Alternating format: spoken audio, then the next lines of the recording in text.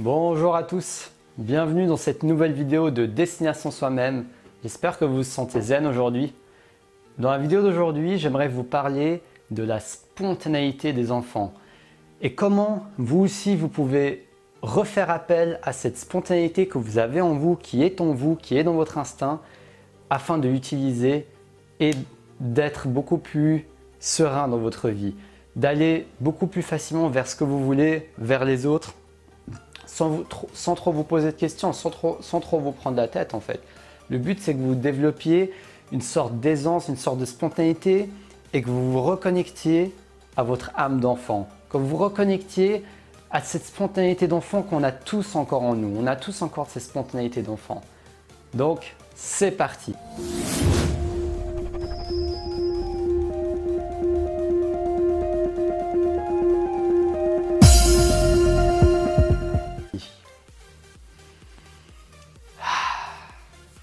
En fait, on a tous été enfants. Si on est adulte et qu'on est là, c'est qu'on est tous passés par cette phase d'être des enfants. Et si on est tous passés par cette phase, c'est qu'on a toujours cette essence en nous. On a toujours cette spontanéité qu'on peut partager avec les autres. On a toujours cet instinct qui veut partager authentiquement ce qu'on a en nous, ce que nous pensons, ce que nous ressentons, ce que nous nous disons dans notre tête, nos sentiments envers les autres, etc., etc. Ou tout simplement aller vers l'autre, lui dire bonjour, lui dire salut, etc. Le seul truc, c'est que nous l'avons oublié.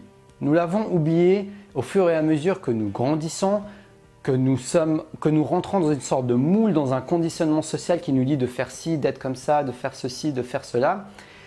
Et on finit par renier en fait cette spontanéité qu'on a en nous, cette spontanéité que les enfants ont. Vous savez, les enfants, quand ils nous posent des questions de manière spontanée et des choses que nous, on n'aurait jamais osé poser, et des choses qu'on aurait trouvées gênantes, ou des choses toutes simples en fait. Les enfants, ils ont cette simplicité, quand ils ne savent pas quelque chose, ils le demandent. Quand vous ne savez pas quelque chose, vous pouvez également faire pareil. Demandez ce que vous ne savez pas. Osez retrouver cette spontanéité d'enfant. Parce que les enfants ne se prennent pas la tête. C'est nous qui nous prenons la tête parce qu'on oublie d'être dans le moment présent, on oublie d'être juste là à faire ce qu'on a à faire et le faire d'une manière aussi simple que possible. Parfois on se demande par X ou Y raison, par X ou quel chemin, par X ou quelle argumentation je vais pouvoir dire ça à cette personne, alors qu'au final il suffit peut-être des fois de venir juste comme un enfant et de demander et de dire ce que vous avez dans le cœur et de tout poser sur la table en fait, de tout poser sur la table d'une manière beaucoup plus spontanée. Et justement, ce qui nous empêche de faire ça, c'est la peur. C'est qu'on est conditionné en fait. On est conditionné, on se dit, si je fais ça, il y aura une conséquence. Si je dis ce que je pense, il y aura une conséquence. Si je vais vers cette personne, il y aura une conséquence. Et cette conséquence est souvent exagérée. Elle est souvent exagérée. Je ne dis pas qu'elle n'est pas vraie. Parfois, oui, il peut y avoir la personne qui le prend mal, qui n'est pas réceptive, etc., etc. Mais souvent, c'est quelque chose d'amplifié par notre mental, d'amplifié par nos émotions et qui ne se passe pas très souvent. Demandez-vous, toutes les fois où vous avez tenté quelque chose, où vous avez eu très très peur de faire quelque chose, où vous pensiez, vous n'arrêtez pas de réfléchir avant d'aller parler à quelqu'un. Et rappelez-vous le moment où vous êtes allé lui parler, ce qui s'est passé. Si vous êtes comme moi, en principe, vous vous êtes rendu compte que vous étiez dans une illusion. Tout ce que vous vous imaginez dans votre esprit, dans votre tête, en fait, c'était juste des films que vous faisiez. Alors oui, des fois, les gens peuvent mal réagir, mais souvent, ce qu'on imagine est 10 fois pire et 10 fois plus fréquent dans notre imaginaire que dans la réalité. Dans la réalité, peut-être qu'une fois sur 10, votre scénario catastrophe va arriver. Même pas. Ou peut-être même qu'il va arriver, mais il va être beaucoup moins grand que ce que vous imaginez. Donc au final, le fait d'oublier cette spontanéité, le fait de ne pas se reconnecter à cette spontanéité, d'aller vers l'autre, de demander ce qu'on veut, de dire nos sentiments aux autres, etc., etc., on finit par tomber, on finit par vivre dans une illusion. On ne vit plus dans la réalité en fait. On se met à vivre dans une illusion qui n'existe même pas.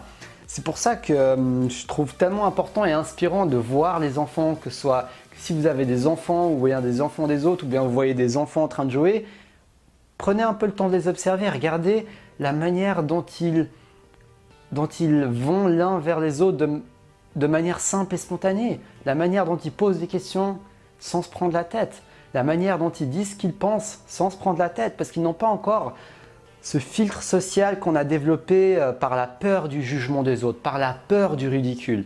La peur du ridicule, c'est ce qui va vous empêcher également d'être spontané. La peur du ridicule. Mais d'où vient cette peur d'être ridicule?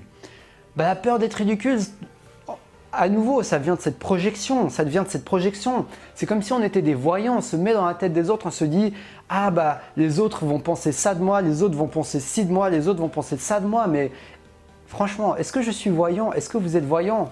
Non, nous ne sommes pas des voyants. Je ne suis pas un voyant.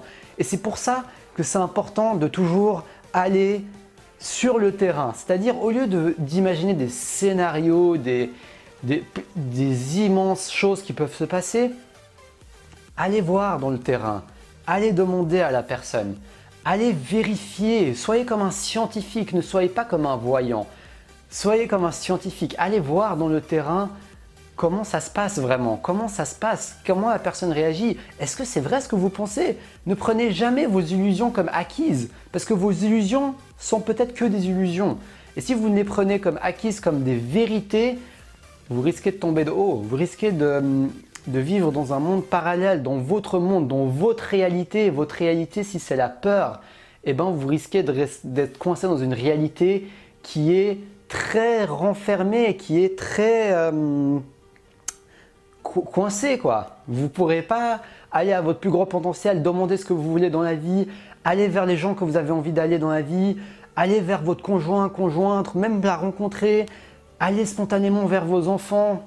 Vous voyez qu'on a toujours cette crainte en nous d'être spontané, de ne pas oser être spontané. C'est quelque chose qui peut vraiment nous nuire. Et en plus, on perd la joie, La spontanéité qu'ont ces enfants vient également de la joie qui est propagée, la joie qu'on propage aux autres.